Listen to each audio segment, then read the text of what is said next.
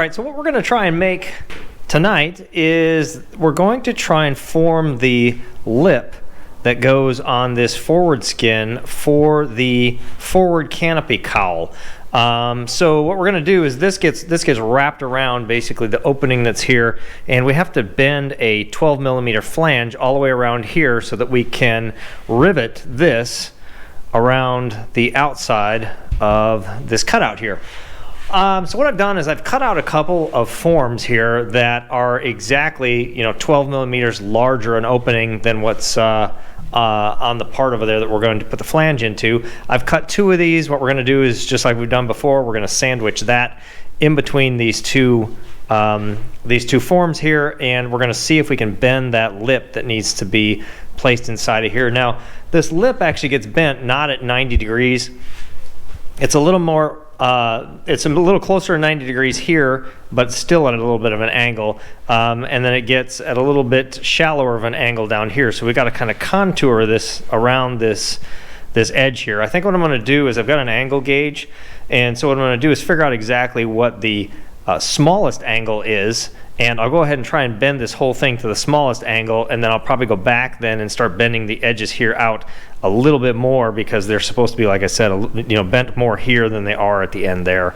So let me go ahead and get this this screwed together. What I'm going to do is sandwich that in between here. I'm going to put as many screws as I can to clamp this thing down, and then on the inside edge here, I'm probably going to actually place some clamps inside of here, because I want to keep this as tight as possible, so when we're bending this, we get a nice crisp edge that's formed around there. Now, I wouldn't recommend using this melamine board that I'm using here to create forms out of. I ran out of MDF. I didn't want to run to the store and get another 4x8 sheet. It's kind of a pain, and I had a bunch of this melamine sitting around in my shop from the CNC table that I built many months ago. I just wanted to use up some of the scrap material, so I am going to be using that for this. But in a lot of cases, when you use this stuff, because it chips so easily, when you're forming stuff, a lot of times you can only use it once and it just starts to fall apart almost, especially because this is actually more of a particle board than it is an MDF in the middle.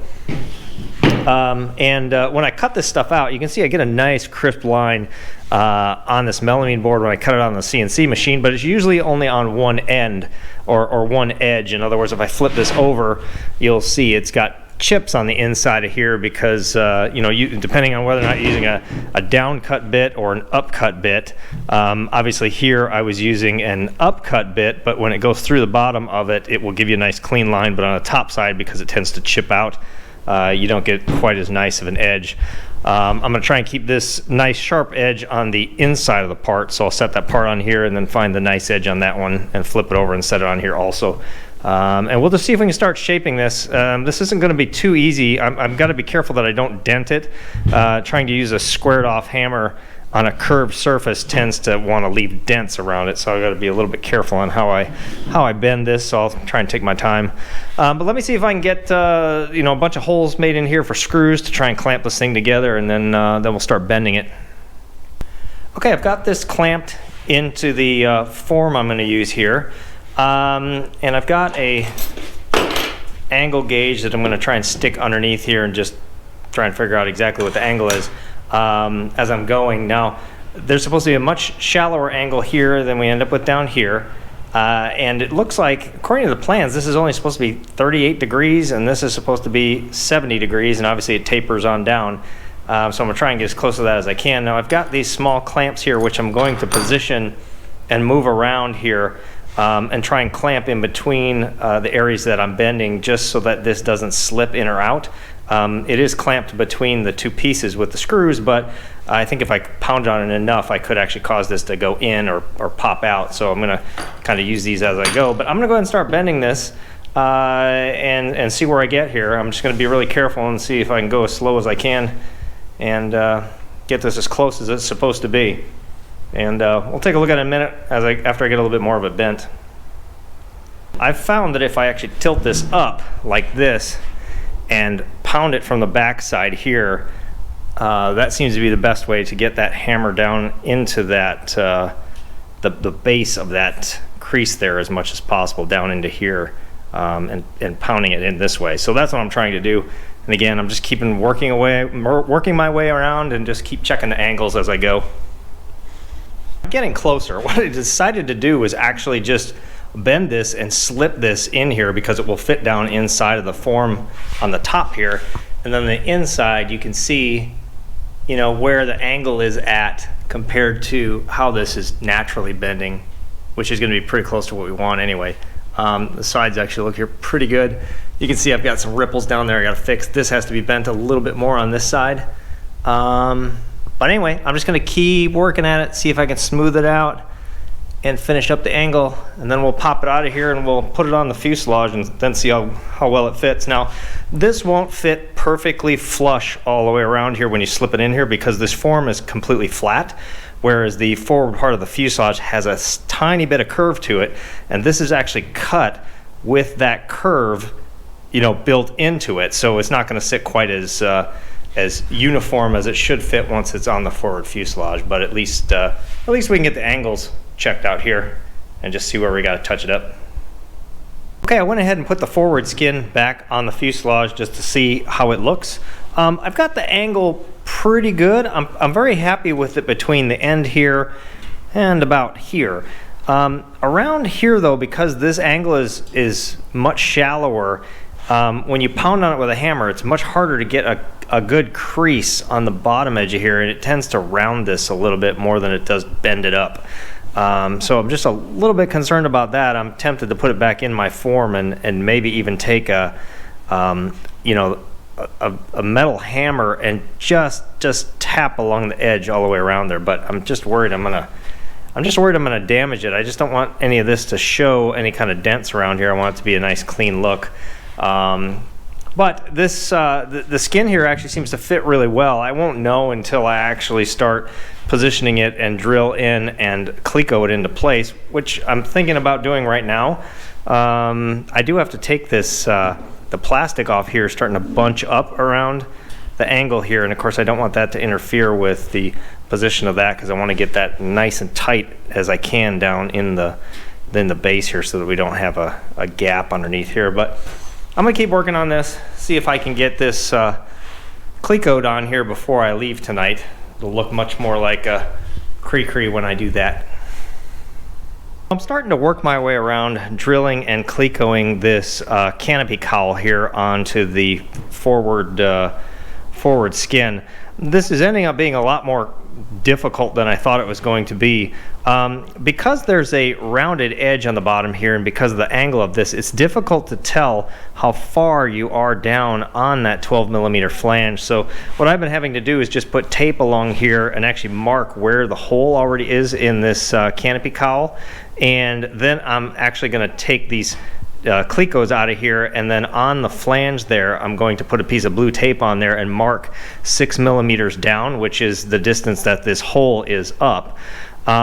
Just so that I have a reference mark to look through on each one of these holes before I drill it to verify where I am in conjunction with where I should be as far as 6mm down on that 12mm flange that we bent up on there. I just have too many issues not knowing exactly where I'm at because this is flexible, this is moving, and it's sliding up and down and also going around that radius a little bit. I just have to have a little bit of better reference, but it's going to take me a little while to get all the way around both sides, but I think I've got it.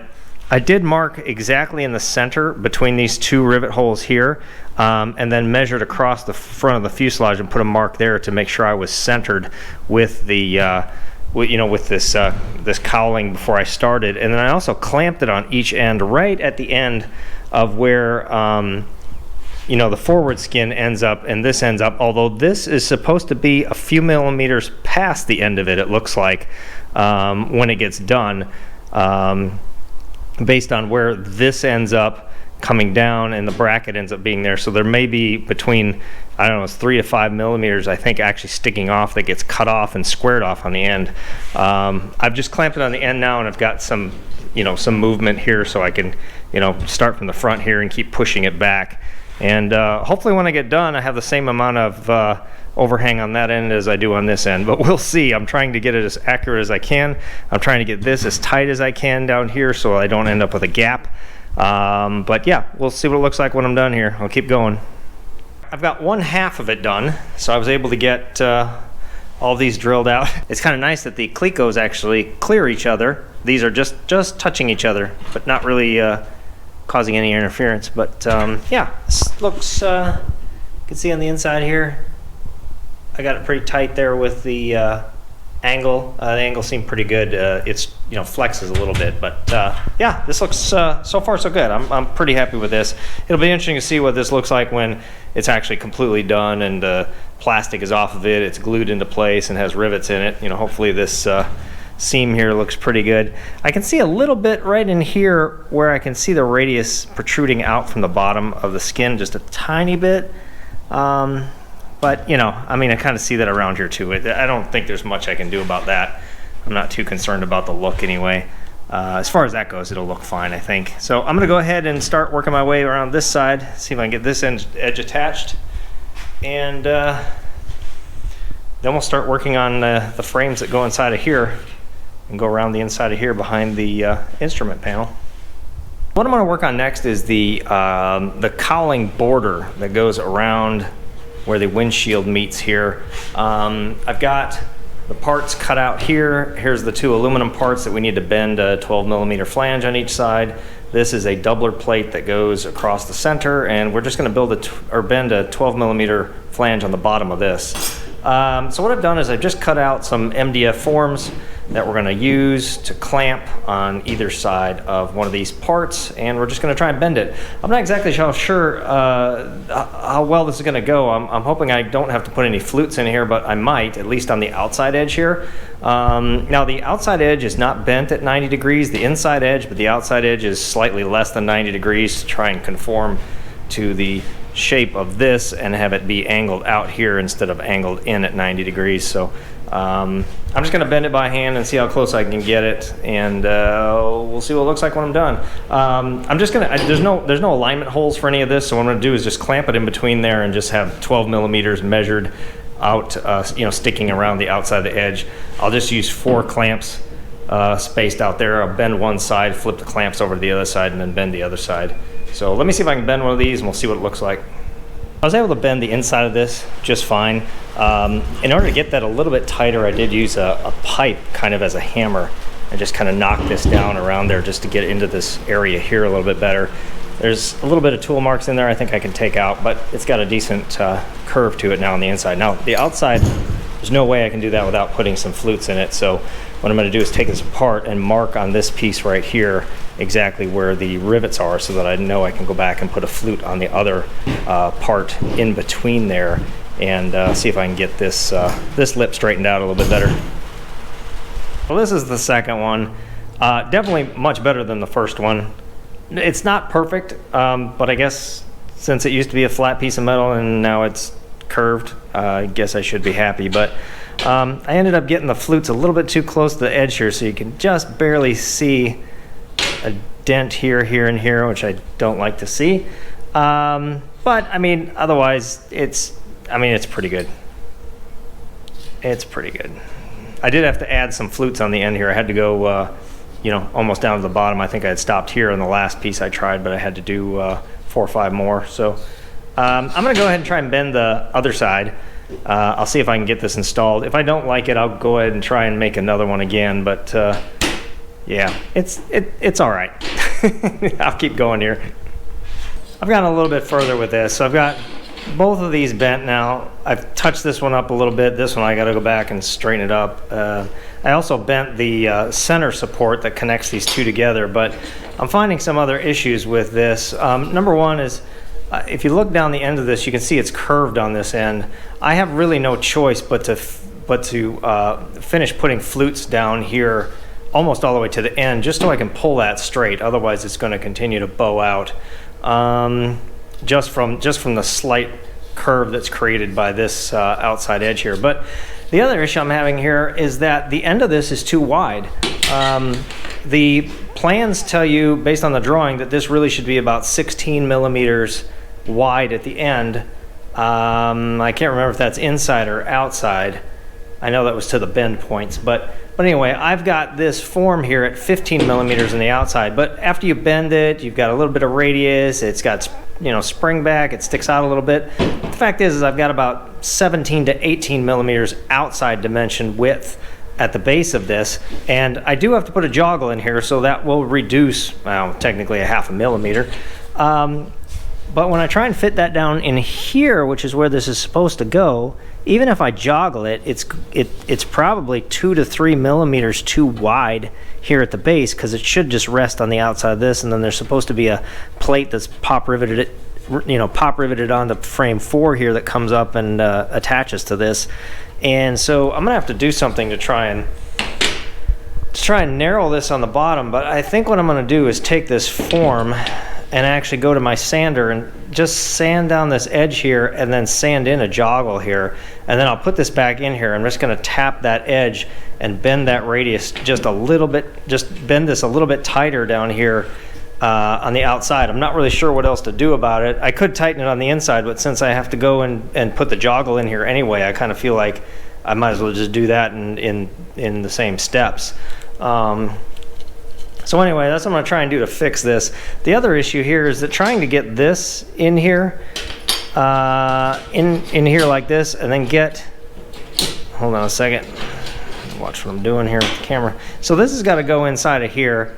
It connects the two together, but trying to get these two pieces with a nice tight seam in there is very difficult, and then trying to get this in there, which is, it's curved itself, because again, you're bending up this bottom lip, and you can see how it stretches the ends of this when you bend it. But all this stuff is just kind of bent out of shape all over the place. There's even a slight curve. I don't even know if you can really tell, but there's a slight curve in the tip of this, which of course when you're trying to put these pieces together and rivet it and hold it together, it's going to be very difficult to get all of this to look nice. But I'm gonna keep working on this. I gotta see if I can fix this first, otherwise I might have to start over again and bend another set, which I hate to do, because now I've bent 3 already.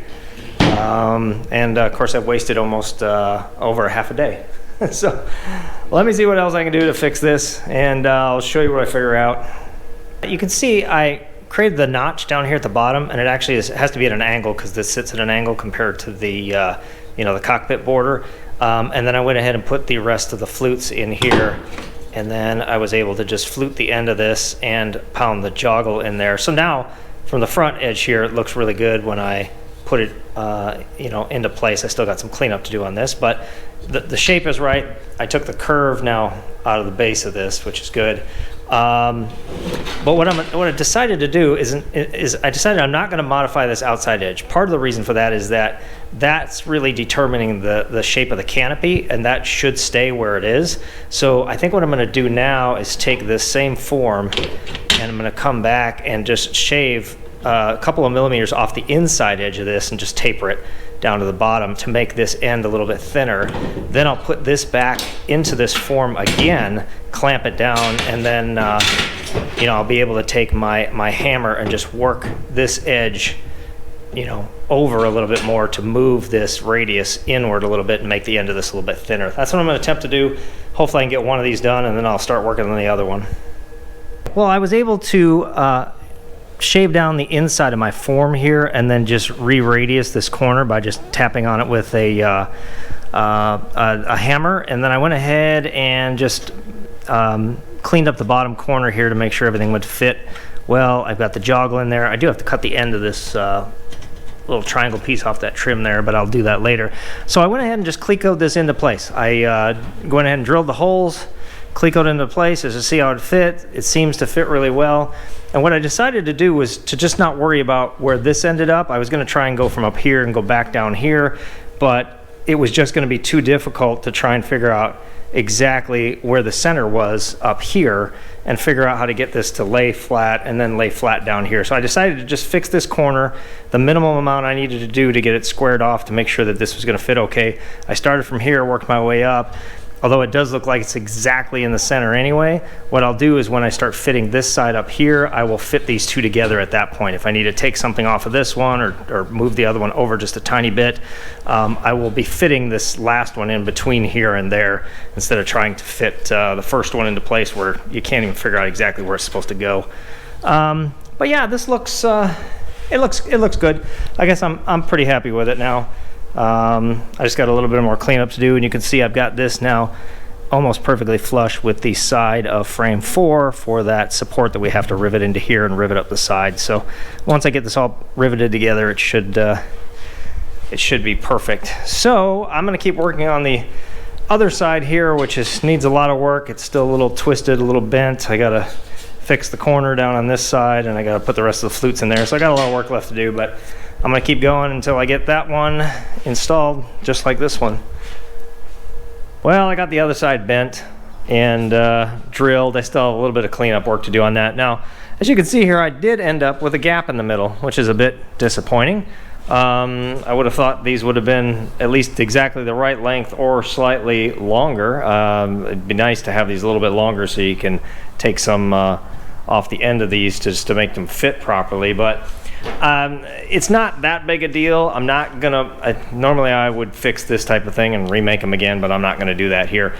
There is a doubler plate that is going to be mounted behind here, and it gets riveted onto both sides, which fills in the gap. But then there's also a plate that gets mounted on the outside of here that mounts to the 4 rivet holes I have here in the middle. That is the release mechanism for the instrument panel that flips forward. So this gets covered not only on the back but also on the front. This all gets glued together. This gets glued into place. We'll probably glue that plate that goes over the top that gets riveted in. So I'm not going to worry about it, I guess. I'm going to go ahead and keep moving forward. I'm going to go ahead and get this drilled into place and get some clecos holding this in. I'm probably going to go ahead and make the instrument panel release mechanism that goes here, although it's not really detailed in the plans at all. So I'm going to have to figure out exactly how I'm going to make that even. I was able to get the doubler plate that goes behind here drilled and fit into place. It fits nicely. I mean, I'm not thrilled with how these came out. Again, you know, trying to pound things into shape on an MDF form and having it come out decent and having nice crisp edges and things like that, it's a little bit difficult. I'm thinking this is good enough. As I mentioned before, I still have that gap there, but it's going to be covered. This is all going to be glued together, so I'm not going to worry about it too much.